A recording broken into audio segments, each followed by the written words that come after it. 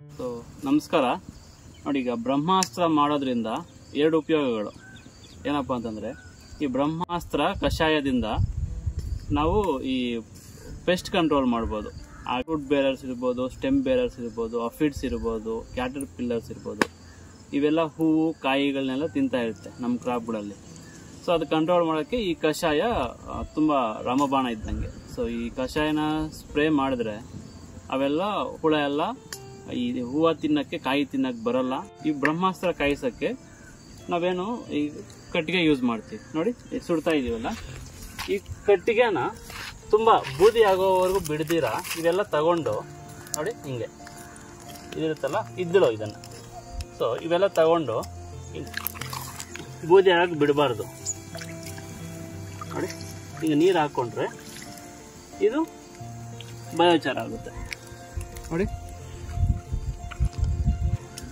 So ಈ ಬಯೋಚಾರು organic ಫಾರ್ಮಿಂಗಲ್ಲಿ ತುಂಬ useful.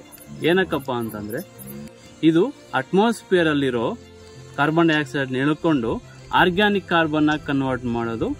ಮತ್ತು ನಮ್ಮ ಭೂಮಿಯಲ್ಲಿದೆಯಲ್ಲ, ಈ ಜೀವರಾಶಿಗಳಿರ್ತವೆ, ಅವು ಈ ಉಳುಮೆ ಮಾಡಿದಾಗ ಅದು ಎಲ್ಲೋಗೋಕ್ಕೆ ತುಂಬ ಆಳಕ್ಕೆ ಹೋಗೋಕ್ಕೂ ಚಾನ್ಸ್ ಇರಲ್ಲ, ಬೇರೆ ಎಲ್ಲೂ ಸೇರ್ಕೊಳ್ಳೋಕ್ಕಾಗಲ್ಲ. ಬಟ್ಟು ಇಲ್ಲಿ ಈ ಬಯೋಚಾರಲ್ಲಿ ಈ ಪೋರ್ಸ್ ಇರ್ತವೆ, ಈ ಚಿಕ್ಕದಾಗಿ ರಂಧ್ರಗಳಿರ್ತವೆ. ಸೊ ಇಲ್ಲೋಗಿ ಸೇರ್ಕೊಳ್ಳುತ್ತೆ. ಮತ್ತು ಭೂಮಿಯ ಮಾಯಿಶ್ಚರ್ನ ಕಂಟ್ರೋಲ್ ಮಾಡುತ್ತೆ. ಸೊ ಆವಾಗ ನಾವು ತುಂಬ ನೀರು ಕೊಡಬೇಕಾಗಿರಲ್ಲ. ಮಾಯಿಶ್ಚರ್ ಲೆವೆಲ್ ಇದ್ದರೆ ನಮ್ಮ ಭೂಮಿಯಲ್ಲಿ ನಮ್ಮ ಗಿಡಗಳಿಗೆ ಜಾಸ್ತಿ ನೀರು ಬೇಕಾಗಿಲ್ಲ. ನಿಮ್ಗೆಲ್ರಿಗೂ ಗೊತ್ತಿದ್ದಂಗೆ ಈ ಮಾಯಿಶ್ಚರ್ ಮೇನ್ ಬೇಕಾಗಿರೋದು. ಮಾಯಿಶ್ಚರ್ನ ಕಂಟ್ರೋಲ್ ಮಾಡಿದಾಗ ನಮ್ಮ ಭೂಮಿನೂ ನೀರು ಜಾಸ್ತಿ ಕೇಳಲ್ಲ.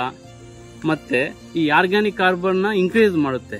ಆವಾಗ ಏನಪ್ಪ ಅಂತ ಅಂದರೆ, ನಾವು ಜಾಸ್ತಿ ಈ ಜೀವಾಮೃತ ಆಗಲಿ, ಈ ಘನಜೀವಾಮೃತ ಆಗಲಿ ಜಾಸ್ತಿ ಕೊಡದೇ ಇದ್ರೂ ಚೆನ್ನಾಗಿ ಕ್ರಾಪ್ ಈಲ್ಡಿಂಗು ಚೆನ್ನಾಗಿ ಬರ್ತದೆ. ಈ ಕಟ್ಟಿಗೆ ಚೆನ್ನಾಗಿ ಸುಟ್ಟಿದೆ, ಚೆನ್ನಾಗಿ. ಇನ್ನೇನು ಈಗ ನೋಡಿ, ನೆಕ್ಸ್ಟ್ ಬೂದಿ ಆಗೋ ಸ್ಟೇಜು. ಇಂಥ ಟೈಮಲ್ಲಿ ನಾವು ಈ ನೀರು ಹಾಕ್ಬಿಟ್ರೆ ಸೊ ಇದು ಇದ್ದಲಾಗ ಹಂಗೆ ಇರ್ತದೆ. ಮತ್ತು ಈ ಇದ್ದಲು 100 ವರ್ಷ ಆದರೂ ಭೂಮಿಯಲ್ಲಿ ಕೊಳೆಯಲ್ಲ. ಸೊ ಆವಾಗ ಮಾಯಿಶ್ಚರ್ ಲೆವೆಲ್ನು ಇನ್ಕ್ರೀಸ್ ಆಗುತ್ತೆ. ಮತ್ತು ಮೇಯ್ನ್ ಇಂಪಾರ್ಟೆಂಟ್ ಏನಂದರೆ, ಡೈರೆಕ್ಟಾಗಿ ನಮ್ಮ ಭೂಮಿಗೆ ಹಾಕ್ಬಾರ್ದು. ಇದನ್ನು ಏನಾಗುತ್ತೆ ಅಂದರೆ, ಇದು ಈಗ ತಾನೇ ಬಯೋಚಾರ ಆಗಿದೆ, ಈಗ ತಾನೇ ಇದ್ದಲಾಗಿದೆ. ಇದು ತುಂಬ ಹಂಗ್ರಿ ಆಗಿರ್ತದೆ, ಅಂದರೆ ಹಸಿವು ಜಾಸ್ತಿ ಇದಕ್ಕೆ. ಏನಂದರೆ ನಮ್ಮ ಭೂಮಿಗೆ ಬಿಡೋ ನೀರೆಲ್ಲನೂ ಎಳ್ಕೊಂಡ್ಬಿಡುತ್ತೆ. ಅವಾಗ ನಾವು ಎಷ್ಟೇ ನೀರು ಕೊಟ್ಟರೂ ನಮ್ಮ ಭೂಮಿಯಲ್ಲಿ ಇರಲ್ಲ, ಬಿಕಾಸ್ ಇದು ಎಳ್ಕೊಂಡಿರುತ್ತೆ. ಯಾಕಂದರೆ ಇದು ಅನ್ಚಾರ್ಜ್ಡ್ ಬಯೋಚಾರು. ಇದನ್ನು ಚಾರ್ಜ್ ಮಾಡಬೇಕು. ಯಾವ ಥರ ಚಾರ್ಜ್ ಮಾಡ್ಬೋದಪ್ಪ ಅಂತಂದರೆ, ಈಗ ಒಂದು ಪಾಟಲ್ಲಿ ಹಾಕ್ಬಿಟ್ಟು ಇದು ಒಂದು 15 ದಿನ ಜೀವಾಮೃತದಲ್ಲಿ ನೆನೆಸ್ಬೇಕು. ಆವಾಗ ಚಾರ್ಜ್ ಆಗುತ್ತೆ. ಅದನ್ನು ಎತ್ಕೊಂಡು ಹೋಗಿ ನಮ್ಮ ಭೂಮಿಗೆ ಹಾಕಿದರೆ 100 ವರ್ಷ ಆದರೂ ನಮ್ಮ ಭೂಮಿಯ ಮಾಯಿಶ್ಚರ್ ಕಂಟೆಂಟು ಹಂಗೆ ಇಡುತ್ತೆ. ಸೊ ನಾವು ನೀರು ತುಂಬ ಕೊಡಬೇಕಾಗಿಲ್ಲ.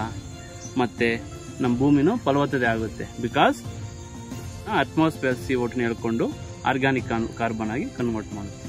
ಸೊ ನೀವು ಟ್ರೈ ಮಾಡಿ, ನಾನು ತೋರಿಸಿದ್ದೀನಿ ಹೇಗೆ ಮಾಡೋದು ಅಂತ ಹೇಳ್ಬಿಟ್ಟು.